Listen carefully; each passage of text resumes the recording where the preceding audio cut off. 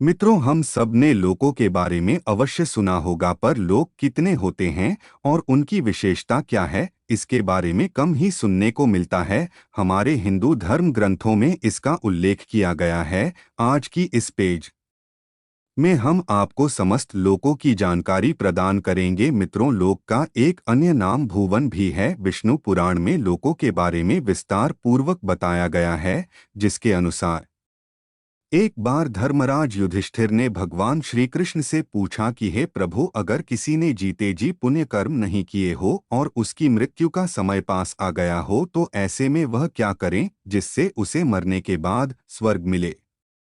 आखिर कैसे एक ही दिन में प्रायश्चित किया जा सकता है? तभी इसके जवाब में भगवान श्री कृष्ण ने एक रोचक कथा सुनाई। कथा की माने तो एक बार विंध्य पर्वत पर क्रोधन नाम का एक महाकुरूर बहेलिया रहता था। मित्रों, सबसे पहले आता है जिसे हम लोग धरती लोक के नाम से जानते हैं, जिसे कर्म लोक भी कहते हैं, जहां पर 84 लाख योनियों के जीव जंतु एवं मनुष्य समुदाय निवास करते हैं। भूलोक वह लोक जहां मनुष्य पैरों से या हवाई जहाज वाहन आदि से जा सकता है। हमारी पूरी पृथ्वी भूलोक के अंतर्गत है। यहाँ आपको कई तरह के विद्युत चालित वाहन देखने को मिलते हैं। उसने अपनी पूरी जिंदगी हिंसा, लूटपाट और मदिरापान में बिताया था। इसके बाद जब उसके जीवन का अंतिम समय आया, तब यमराज ने अपने दूतों को आदेश दिया है कि एक दिन बाद वह क्रोधन को ले आए। यमराज का आदेश पाकर वह सीधा क्रोधन के घर पहुंच गए, जहां यमदूतों ने क्रोधन को बता दिया कि कल तेरा अंतिम दिन है। इसके साथ ही उन्होंने कहा कि तूने अपने पूरे जीवन में सिर्फ पाप ही किए हैं। तुम्हारे जीवन काल में पुण्य का कोई नामो निशान ही नहीं है। लेकिन अगर तुम चाहो तो पुण्य अर्जित कर सकते हो। अभी भी एक दिन का समय तुम्हारे पास है। उसके बाद क्रोधन बहुत डर गया और समझ गया कि अब यमराज के सामने उसके सभी पापों का हिसाब होगा, क्योंकि आजीवन तो उसने पाप ही किए थे। वही वह यह भी सोच रहा था कि एक दिन में पुण्य कमाना नामुमकिन है। इसके बाद मृत्यु के डर से भयभीत बहेलिया महर्षि अंगिरा के शरण में उनके आश्रम जा पहुंचा और उन्हें सारी बात बताई। इसके बाद महर्षि ने कहा कि परेशान मत हो बालक, भले ही तुमने अपना जीवन अज्ञानता में बिता दिया हो, लेकिन मेरे नजरिए में यह भी कोई साधारण बात नहीं है कि मौत के एक दिन पहले तुम्हारी आंखें खुल गई हो और तुम्हें अपनी गलती का एहसास हो गया हो। इसके बाद महर्षि ने क्रोधन को एक ऐसा उपाय बताया जिससे उसके सारे पाप खत्म हो जाएंगे, जिससे उसे स्वर्ग लोक की प्राप्ति होगी। महर्षि ने कहा कि आज आश्विन शुक्ल एकादशी है, तुम्हें आज व्रत करना होगा और सच्चे मन से भगवान विष्णु की आराधना करनी होगी।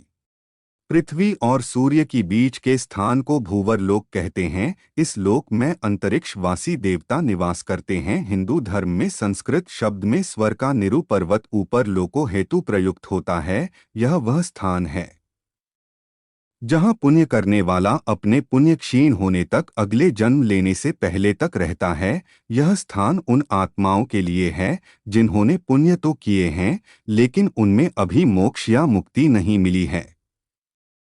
यहाँ सब प्रकार के आनंद है एवं पापों से परे रहते हैं। इस क्षेत्र में इंद्र आदि स्वर्गवासी देवता निवास करते हैं। इन्हीं तीन लोकों को ही त्रिलोकी या त्रिभुवन कहा गया है। इंद्र आदि देवताओं का अधिकार क्षेत्र इन्हीं लोकों तक सीमित है।